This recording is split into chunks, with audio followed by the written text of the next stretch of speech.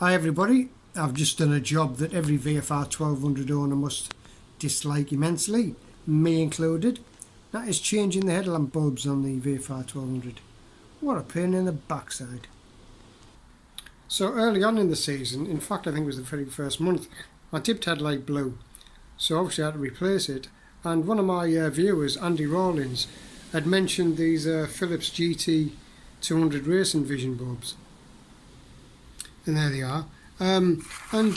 Yeah, they do give a slightly better spread of light, but what they do for me is they sort of like make the front end a little bit more modern.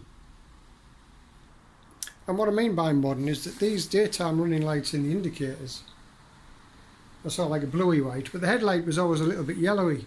And now it looks, I mean, I can't really get the correct image just on this camera, but it looks a little bit more bluey white.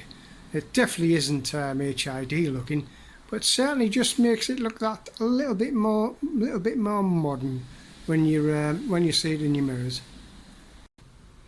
However, the idea behind my video today was just to try and help with the fitting of the bulbs, because it is a pain in the backside, and I've put two links to two videos off YouTube replacing the main beam and the dip beam, which are really helpful, and God knows how the guy got the camera in there and the light. That's just the information from the handbook, which doesn't tell you too much.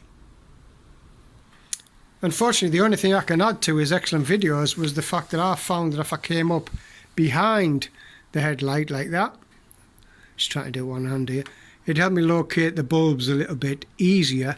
But what I did find was that there's no room behind that fairing at all, and I actually had to use both hands. Luckily I've got quite small hands to actually get the power lead off. It was really stiff, particularly on the highest one, or the hardest one to get, the dip beam at the top there.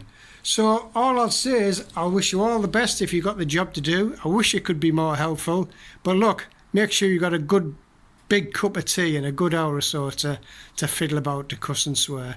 So that's as much as I can say on it. So again, thanks very much for watching. Bye now.